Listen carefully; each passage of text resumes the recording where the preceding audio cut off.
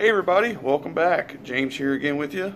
And today I'm going to do a video about how to read your target to tune your barrel to get the most accuracy and precision out of your gun.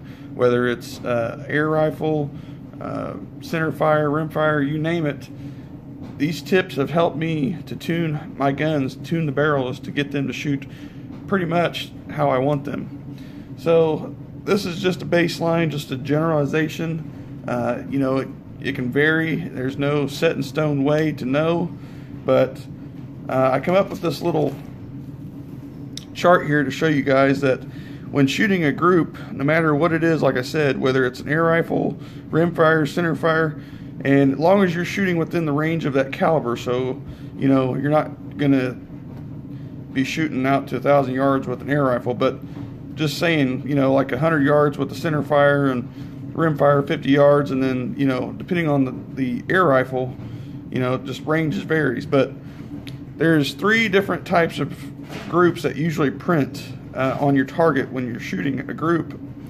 And you know, sometimes they're the same hole, but if you're trying to tune a gun to shoot better, get more accuracy and precision out of it.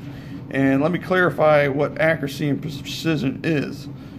So I'll start off with precision. I'm mainly a precision shooter, and what that means is I want to see how consistent the gun groups downrange, no matter if I'm hitting the exact spot where I'm aiming at or not. Accuracy comes in is where the holes on the target are in the general area where you're aiming. So if your gun is accurate and precise, that means that your gun is grouping and hitting your intended target at the same point of impact. So let's clarify that, get that out of the way.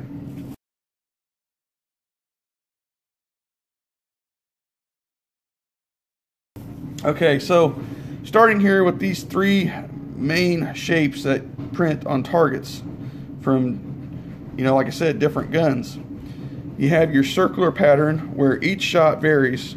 So like if that's your bullseye and your point of impact's just all over like a circular pattern, basically following a clockwise position because of your right hand twist. Most have a right hand twist, not all guns. But moving on, a vertical spread. Okay, and I'll explain why these happen here in a second. And next we have a horizontal spread. So I'm sure if you guys shoot targets all the time, you've probably seen these shapes before and seen or wonder how you can improve that. So I did take a clip today, but it was me after I tuned my gun, and in this video I shot the Gauntlet as just a test gun because I haven't shot my air rifles in a while since the hunting season, and I've been using my rimfire and center fire more. So I finally got out and shot my Gauntlet 22 cal PCP air rifle with the Crossman Premier hollow points at 45 yards. So I have some groups to print with these.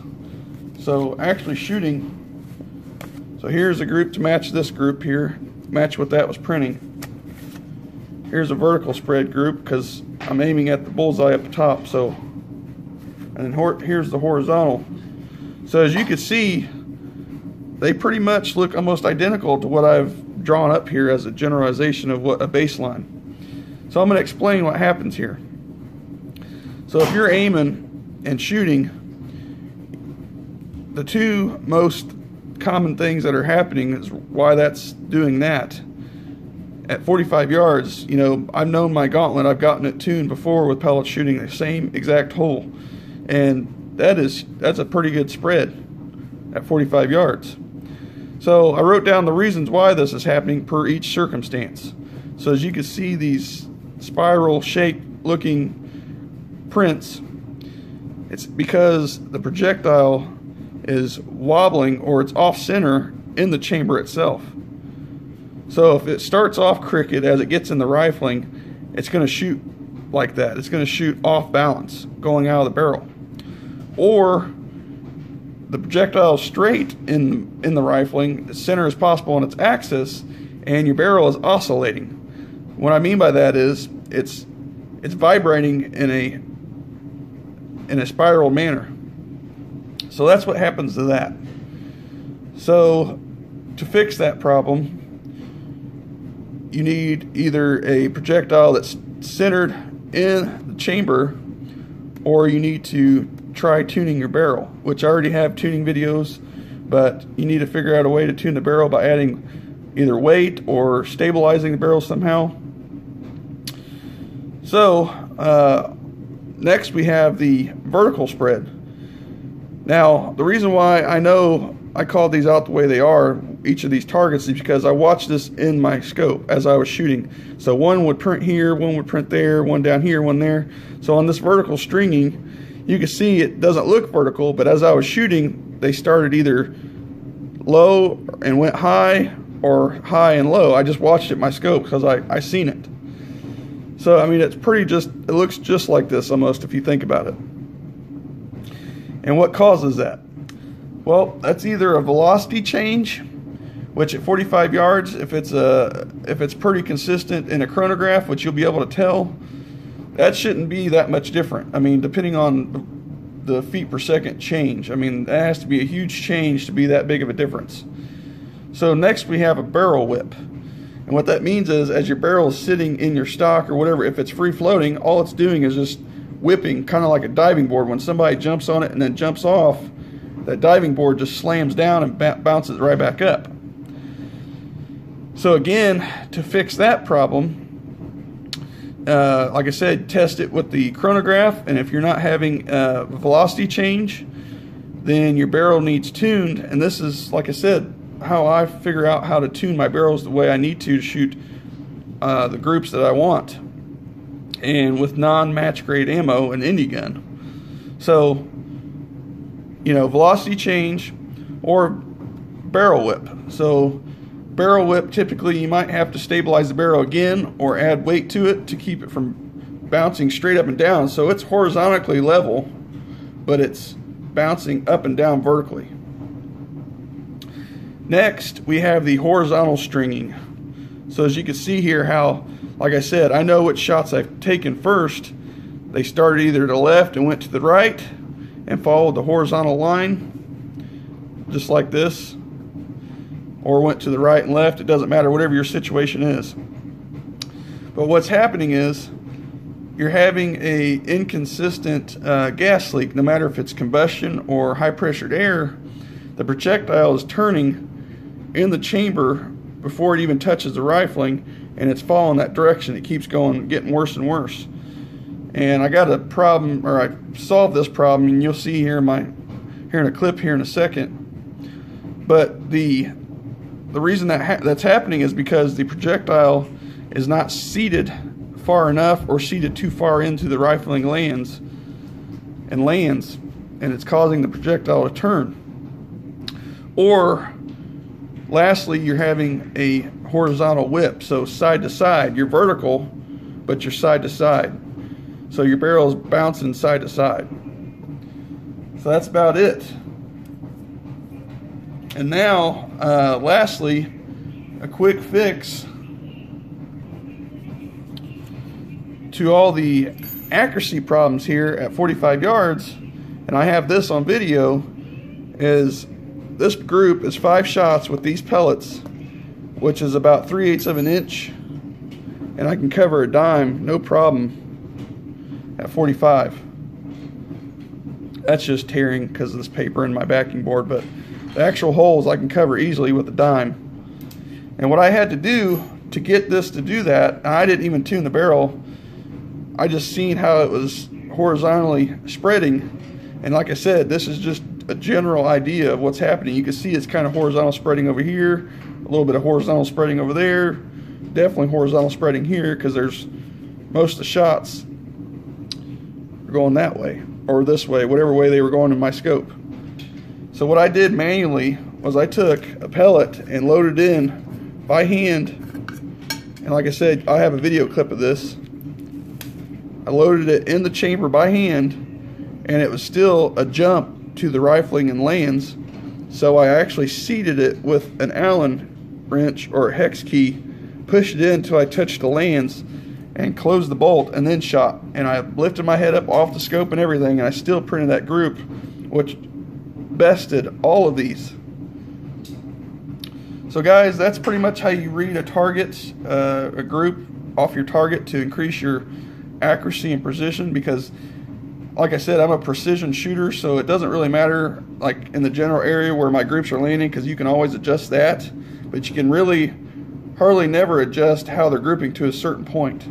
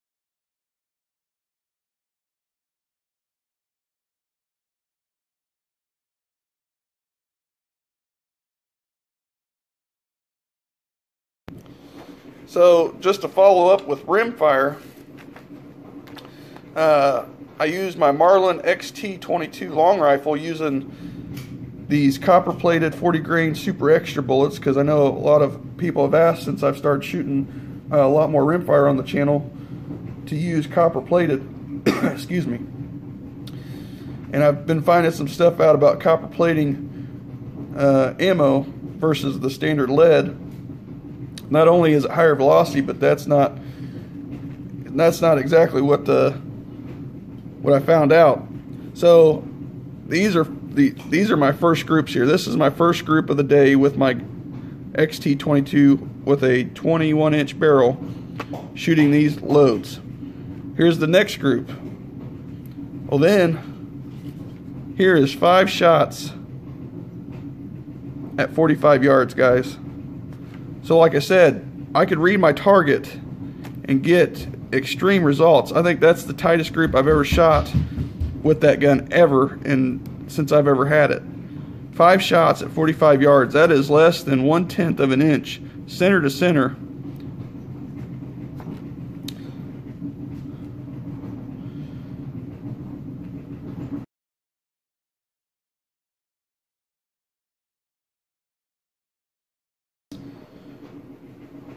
Well, guys, I appreciate you watching the video. Hope you got something from this to how to read your target to help you get better precision out of your gun. And then, like I said, you can always adjust where they land, but not how much the group lands on the target. So, you know, like I said, I tune my barrels to figure out what they do, or read the targets to figure out what the barrels need to be done to them. So it is what it is, guys. And like I said, I appreciate you watching as always. Hope you got something from the video. Thanks again.